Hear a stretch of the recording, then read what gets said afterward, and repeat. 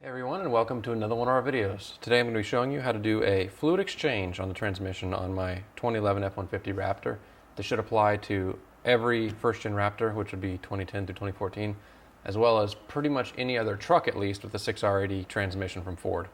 I'm going to be doing, or at least trying to do, a little bit different of a fluid exchange method than most folks. Most folks will either just drop the pan, let the fluid spill all over, and replace the filter, replace the pan gasket, or reuse the pan gasket, etc., and refill the fluid from there. And that method is fine and actually is a little bit better in some ways in that you change the filter and all.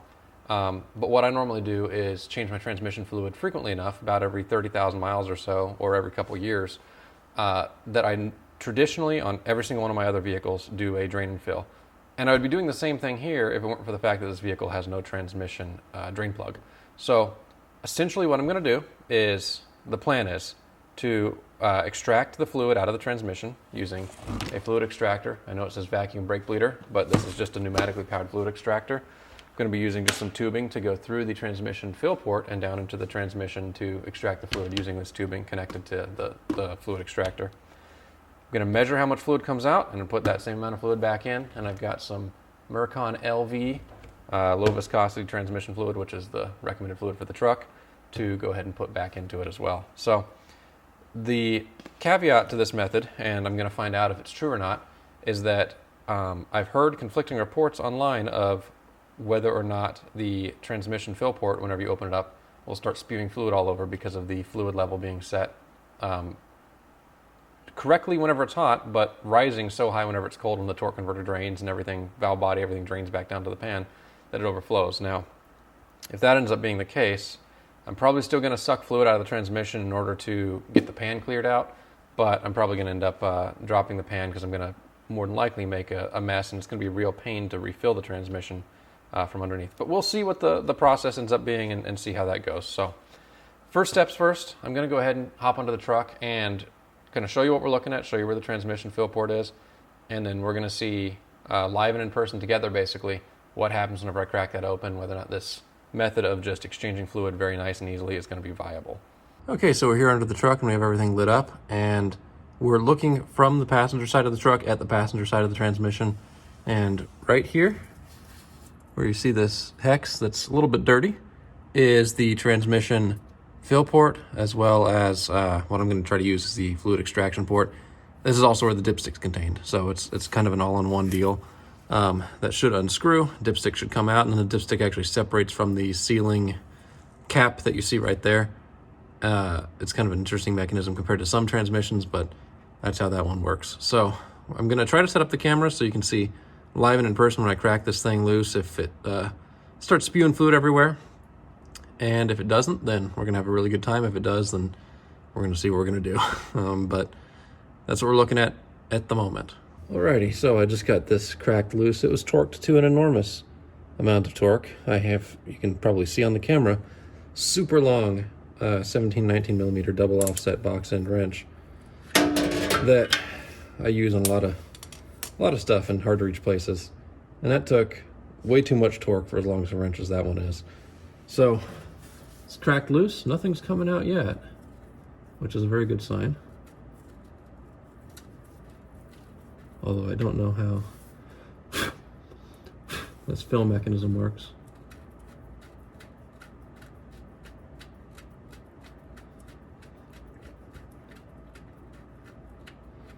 But we're threading out.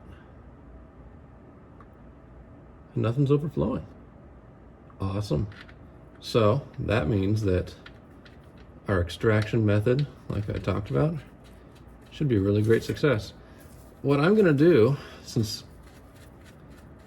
I thought all this mud was caked on this transmission, but I'm realizing now that it's a little looser than I thought, I'm going to get some compressed air in here, just blow this off to get it as clean as I can, make sure no dirt gets into the transmission. But looks like we're going to be in good shape to do the fluid extraction. So I'm going to go ahead and get things cleaned up off camera, and then we'll come back and actually move forward with the extraction procedure and everything from there. All right, hopefully you can see everything that you need to on the screen. I have the fluid extraction tube going now into the transmission's fill port, It's actually down here in the pan right now, or at least should be. And it's running to, just to show you the setup, the little brake bleed nipple that's built into the vacuum brake bleeder that I use to extract all sorts of fluids. It just is able to stuff right in there. And then the quick disconnect is just going straight to that bleeder, and then you can see my air line coming in right there. So if we squeeze right here, you can see we start getting fluid running out immediately. And we're going to go ahead and extract all the fluid that we can. So I don't know how much is going to come out. I have read online that if you drop the pan and everything, it can be somewhere around 12 quarts at the most. I have a few containers of that Mercon LV fluid that I showed you on the workbench, so I've got plenty to do the whole fluid change, or at least should. But I'm going to go ahead and proceed with all of that. So fluid's going to come out, and then I'll circle back once all the fluid's out, and we are ready to measure stuff out and then refill. All right, so I have all the fluid drained out of the transmission now, or should I say pulled out of the transmission. I used the fluid extractor, basically filled it up a bunch of times, dumped it all out, and then once I finished pulling all the fluid out, I measured exactly how much I got out. I got out exactly 221 ounces. That's just under 7 quarts, or basically 7 quarts on the money. 7 quarts is 224 ounces. And accounting for soaking up fluid and paper towels and drippage and things like that, I'm pretty confident in 224 ounces being the correct number here. So I now know exactly how much fluid I got out. I'm confident that I got it all out for a drain and fill. And I know exactly how much fluid to put back in. The 7 quart number is what I've found online on forums and whatnot as what most people have reported putting back in after a normal drain and fill when they drop the pan. So this is the tool right here that I'm going to use to put the transmission fluid back in. It's just a syringe with some tubing attached, and basically will allow me to reach up into the transmission using the tubing and pull fluid out of a container and force it into the transmission. So the thing is, this syringe is incremented in milliliters, 150 milliliter increments. And if you convert 224 ounces to milliliters, you get 6,620, which divided out among 150 milliliter injections of fluid, should we say, equates to 44 and change injections of fluid using this syringe. So I'm basically going to cycle this syringe 44 times to push the fluid into the transmission and get a full fluid fill. And I'm going to be able to use a cup like this, if I need to measure exactly how much fluid is going into the transmission.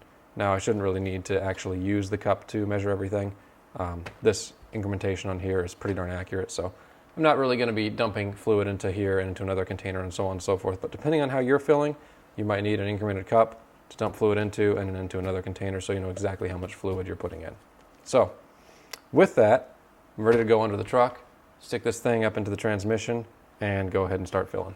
All right, so change of plans. The syringe method does not work very well for this this fluid here. It takes an enormous amount of effort to push the fluid through the tubing for some reason. So what I'm going to do instead is pour the fluid in. So you can see I have a funnel going into my fender well, and I have some fittings set up in there that are just some old used ones that I had laying around that were just used for air and pneumatic operations and stuff. And then I have a piece of tubing going all the way back through there. It goes past the catalytic converter basically, and just right down to the transmission. It's actually a fairly straight shot down into there. So I'm gonna go ahead and try just pouring fluid down in there and see what happens. It should work out fairly well, I think. So we'll see. So we have the transmission filled all the way back up now, and I have actually test driven the truck to make sure it's full. So let me recap on what went down, because it went a little bit awry from plan. So I got that fill funnel set up and basically rocking and rolling to fill up the fluid, and that went all fine and dandy.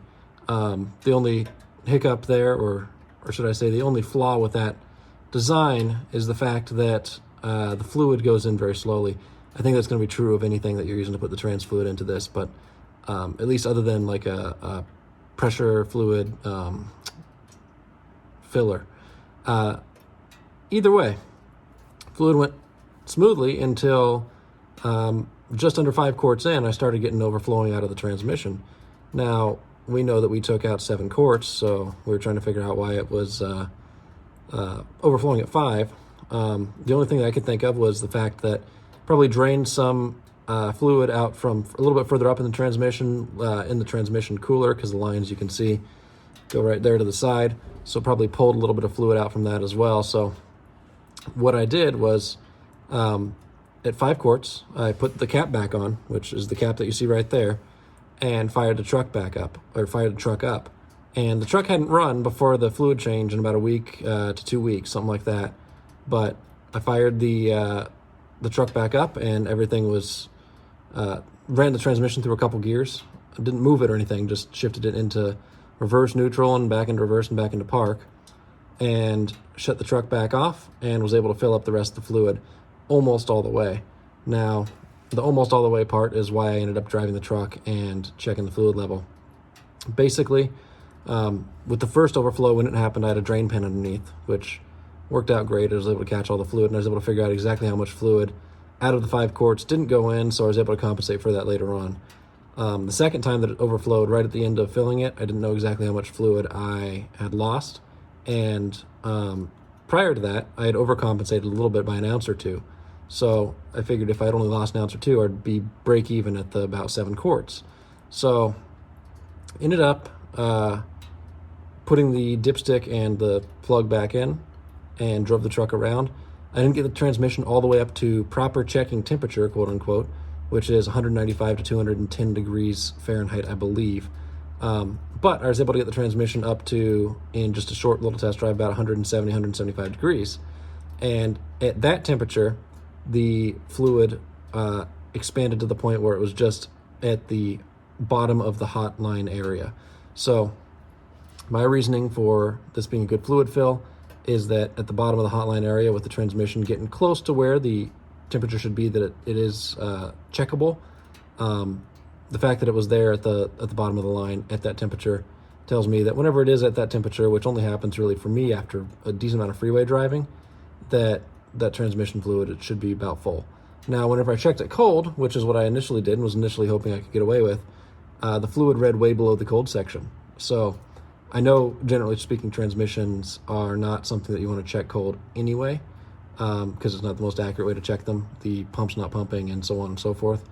But I went ahead and did that, and it was so off that I wanted to at least take it around the block and get it heated up and see where the fluid fill level was. So now I know, or am fairly certain, that the fluid fill level is pretty darn good. It's in a good spot, a good enough spot that I'm confident in it at least, and I'm certainly going to drive around at least a little bit, and when the opportunity permits that it is at proper checking temperature, I'll do a double check as well, just to make sure that everything's still dialed in 100%.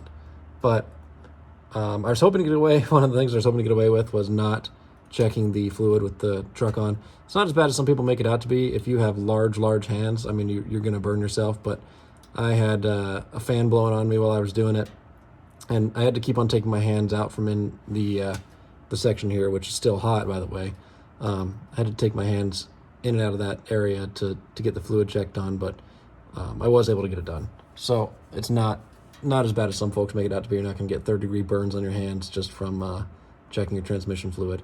It is hot, but it's not anything that's not doable. So that's the trans fluid change in a nutshell. Now, next time I do the fluid, I'm probably going to do a pan drop just to make sure I get that filter changed. But I wanted to get some fresh fluid in here because the fluid that was in there, I know was about 50,000 miles old, and I don't like to keep fluid in transmissions that long, and it was quite dirty pulling it out. So definitely time to change the fluid. I'm glad I did basically what's the equivalent of a drain and fill here, and I'm going to do a little bit more in-depth service at some point as well, which I plan to make a video on. I might end up doing a aftermarket transmission pan, something like that too, to get a little bit of extra cooling out of it. So other than that, fluid change went fairly well. Extraction method worked great. I definitely, if you're going to do a pan drop, recommend pulling out the fluid before you drop the pan so you don't make a giant mess. The fluid fill method, best way I found was the funnel. The syringe method did not work for me really at all. It could have gotten the job done, but I would not want to wish that on my worst enemy, having to do 44, whatever it was, fluid fills with a syringe that can barely push fluid through a quarter-inch tube because the quarter-inch tube is so restrictive. So definitely wouldn't recommend that method. Definitely do the funnel or something else, a pressure fill or something like that. But that concludes the rest of the fluid change. I mean, it's at this point, it's done now. Like I said, I think we're at a good level. And also, like I said, the extraction method, which is what I really wanted to show in this video, worked out great. So with that, I want to thank you all for watching. Please let me know in the comment section below if you have any questions or comments, and I hope to see you in the next video. Take care.